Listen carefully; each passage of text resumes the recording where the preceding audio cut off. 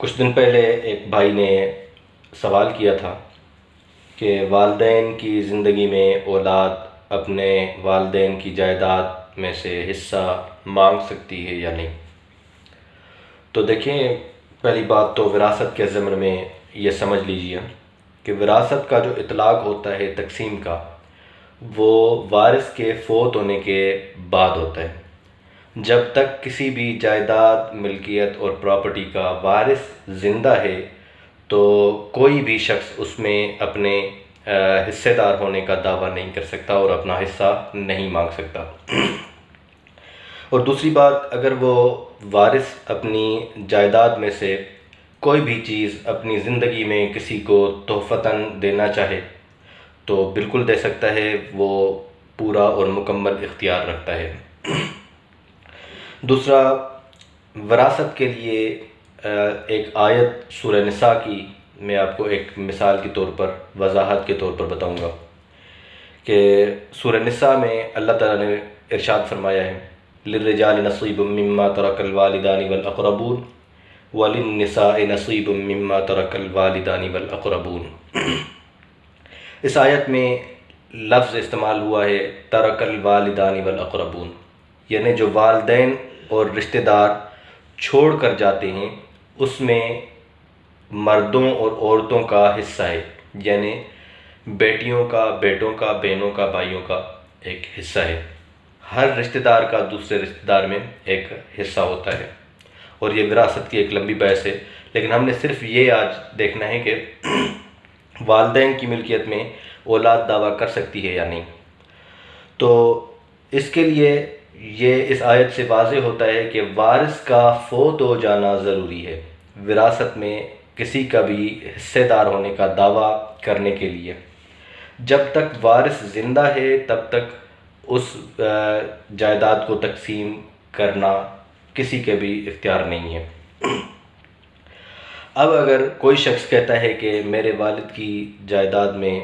میرا ایک حصہ ہے، تو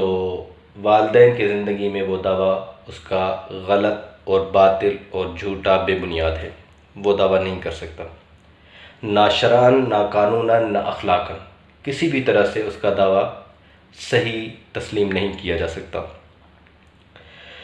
اس کی ایک مثال دوں کہ اگر لازم تو نہیں ہے، ایک بات تو سمجھ لیں کہ یہ لازم نہیں ہے کہ والدین پہلے فوت ہوں گے یا اولاد پہلے فوت ہوگی، کوئی پتہ نہیں ہے، اللہ ہی جانتا ہے۔ تو جس طرح سے والدین کی جائیداد میں اولاد کا ایک حصہ ہوتا ہے، اسی طرح سے اولاد کی جائیداد میں والدین کا بھی ایک حصہ ہوتا ہے۔ اگر والدین کی زندگی میں اولاد پہلے فوت ہو جائے، خدا نخواستہ کسی بھی شخص کا بیٹا پہلے فوت ہو جاتا ہے، وہ اپنی ملکیت میں، اپنے ترکے میں پیچھے کافی ساری جائیداد چھوڑ جاتا ہے یا جتنی بھی چھوڑ جاتا ہے، تو اس میں والدین کا ایک حصہ بنتا ہے شرعی لحاظ سے اور قانونی لحاظ سے۔ والدین کا اپنے بیٹے کی ملکیت میں ایک حصہ ہوگا۔ جب والدین کا اپنے اولاد کی ملکیت میں ایک حصہ ہوتا ہے اور بیٹے کی زندگی میں والدین اس حصے کے لیے دعویٰ کرنے کا اختیار نہیں رکھ سکتے، بالکل اسی طرح سے اولاد بھی اپنے والدین کی زندگی میں جائیداد میں سے حصہ مانگنے کا اختیار نہیں رکھتا، نہ کسی عدالت میں، نہ کسی جرگے میں، نہ کسی اپنے برادری کے معزز شخص کے پاس، یا کہیں بھی کوئی اختیار اس کو نہیں ہے۔ تو جب تک وارث زندہ ہو، ایک سادہ سا کلیہ ہے کہ وارث زندہ ہو کسی بھی جائیداد کا، تو اس کو تقسیم نہیں کیا جا سکتا اور کوئی بھی شخص اس میں سے حصہ نہیں مانگ سکتا۔ جب وارث فوت ہو جاتا ہے کسی بھی جائیداد کا، تو اس کے بعد اس کے رشتہ داروں کا، اس کی اولاد کا، اس کے بہن بھائیوں کا ایک جو شرعی اور قانونی حصہ ہوگا، اس کے لیے سارے لوگ اپنا دعویٰ بھی کر سکتے ہیں، اور وہ دعویٰ بھی ان کا تب پورا ہوگا جب جو فوت شدہ شخص ہے اس کے اوپر جتنا بھی قرضہ ہے،